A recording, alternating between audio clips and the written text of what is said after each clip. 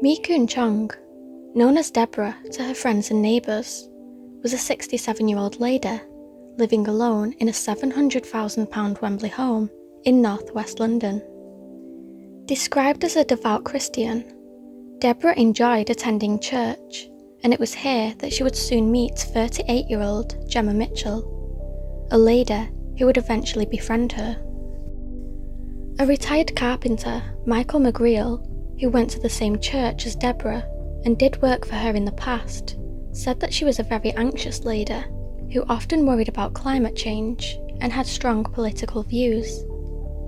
He said that she would often talk about leaving her house to the homeless when she passed away.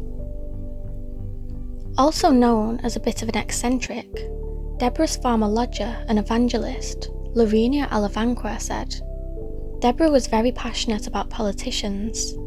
There were times when I thought she would physically hit me, although this never transpired."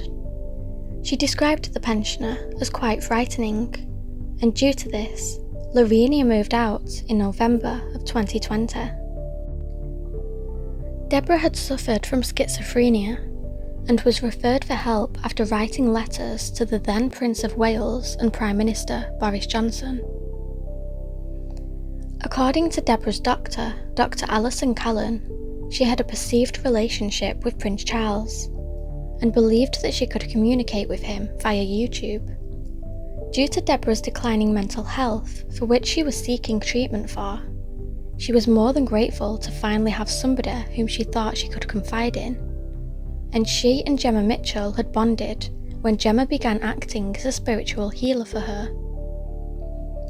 The pair had first met in or around August of 2020 at a church where they both attended, and the two women, described as devout Christians, became instant friends. Gemma Mitchell grew up in Australia, where her mother had worked for the British Foreign Office. Gemma had set up an osteopathy business there before returning to the UK in 2015. On her website, the trained osteopath boasted of her award-winning skills in human dissection. At the time that Gemma had met Deborah Chong, she was living with her mother at a family home in Willesden, northwest London, which was in a state of disrepair, with the property having no roof and being covered in scaffolding. After confiding in this to Deborah and telling her that she did not have the money to make the necessary repairs to the home, Deborah had initially offered to invest £200,000 for renovations at Gemma's £4 million dilapidated property, but later changed her mind, telling Gemma she should sell the house, which had been in her family for generations, and instead enjoy the money, something that Gemma did not take too well. In a text message, Deborah had said, "Sell it, enjoy the money, life is too short, enjoy the moment." In another message, she said, "More construction will cost you more money that you don't have." Later on the 8th of June 2021, Deborah told Gemma, "Until you've sold the house, I won't want you to come to me or my house. I'm stressed to the core." Shortly hereafter, Deborah Chong would disappear. During this time, in which Deborah had seemingly vanished, Gemma Mitchell had made a false report via email to a missing persons charity and sent a WhatsApp message to Deborah's lodger, David Klein, telling him that the 67-year-old had gone to spend time with her family for a year to clear her head. Just 2 days before Deborah had gone missing, David had requested a carer for her. Sadly, 16 days after she had last been seen, Deborah's decapitated body was discovered in woods by holidaymakers in Salcombe, Devon, 200 miles away from her home. Upon finding the remains lying at the bottom of some steps on a public footpath, the woman had called police. The area was cordoned off, and an extensive search began. On July the 1st, Deborah's head was discovered around 10 metres away, further down the hill in undergrowth. A radiologist who examined Deborah's injuries later told the court that it was likely she'd been hit over the head with a weapon. Police had wasted no time in carrying out interviews with those closest to Deborah, as well as speaking with neighbours and close friends. one of these being none other than Gemma Mitchell. When Gemma was questioned by police as to Deborah's whereabouts, she said that Deborah had gone to stay with family friends somewhere close to the ocean, and she had been feeling depressed. Police soon turned their sights to local CCTV footage in the hopes that this could piece together Deborah's last known movements, and they soon got more than they bargained for. The footage had shown that on June the 9th, Deborah, along with her lodger, crane operator David Klein, she could be seen appearing to walk for exercise in Chaplin Road where she lived. Deborah was not captured on any footage after this sighting. However, just 2 days later, on June the 11th, just before 6:30 am, Gemma Mitchell was seen on video walking from her address in Bronsbury Park in Willesden with a large blue suitcase and a backpack. Police watched her make the journey as she made her way to Deborah's home, arriving in Chaplin Road at 8:01 am. It would not be until over 5 hours later when she emerged at 1:13 pm, carrying the blue suitcase and another smaller bag, which was later believed to have contained Miss Chong's financial paperwork.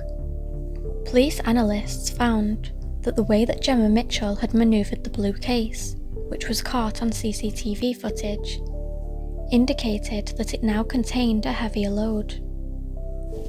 The gruesome reality of this is that the suitcase now contained the lifeless body of Deborah Chong.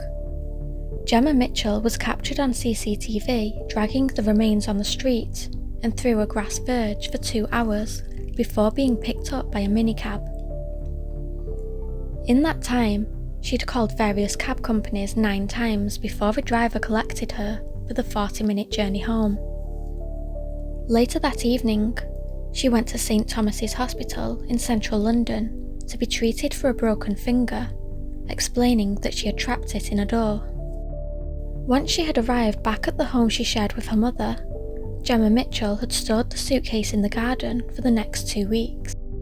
After reactivating her deceased neighbour's mobile phone, then using it to hire a car on the 26th of June, Gemma drove 200 miles away to Salcombe in Devon to dispose of the body, dumping it on a woodland path near Bennett Road, where the headless remains were found by holidaymakers the very next day. En route to Salcombe, the Volvo had blown a tyre, and Gemma was forced to drive into a service station and call for assistance. The repairman called to change the wheel described Gemma's confused demeanour and an odd musty smell inside the vehicle, describing it as if someone was staying in it overnight, living in the vehicle with all the windows up and no ventilation or airflow. He had also found it strange when Gemma had asked him not to put the tyre in the boot. On the 6th of July 2021, detectives wasted no time in smashing down Gemma Mitchell's front door before arresting her. She was visibly shocked by the police presence and looked surprised as officers handcuffed her and told her that she was being arrested on suspicion of murder. During her custodial interrogation with the Metropolitan Police, she repeatedly told investigators no comment. Upon searching Gemma Mitchell's home, officers found Deborah's personal and financial documents and a will that had been created on Gemma's computer after Deborah's death. Gemma had named herself and her mother as the beneficiaries of Deborah's estate, which was valued at £700,000. On July the 10th, Gemma Mitchell was remanded in custody pending a hearing at the Old Bailey. On the 13th of July 2021, she appeared via video link from Bronzefield Prison, where a plea hearing was set for the 28th of September.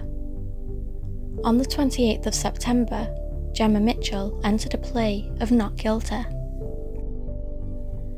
When the trial finally began on the 11th of October 2022, Gemma had declined to give evidence in her defence, so a case for the defence was argued on her behalf. Her defence team asserted that there was no evidence to support the claim that Deborah Chong's body had been stored in the suitcase due to the lack of DNA evidence. while there was also no evidence of a struggle at Chong's house.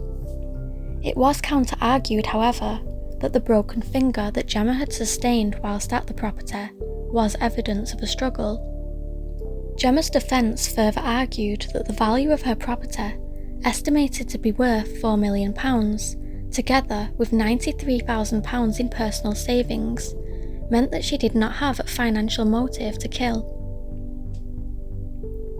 The judge, however, said that he was sure that Gemma Mitchell had killed Mi-Kun Chong over her withdrawal of an offer to pay for her home repairs. The jury was sent out to consider the case on the 21st of October 2022. Following 7 hours of deliberation, on the 27th of October, Gemma Mitchell was found guilty and convicted of murder. Gemma was sentenced to life imprisonment with a minimum term of 34 years.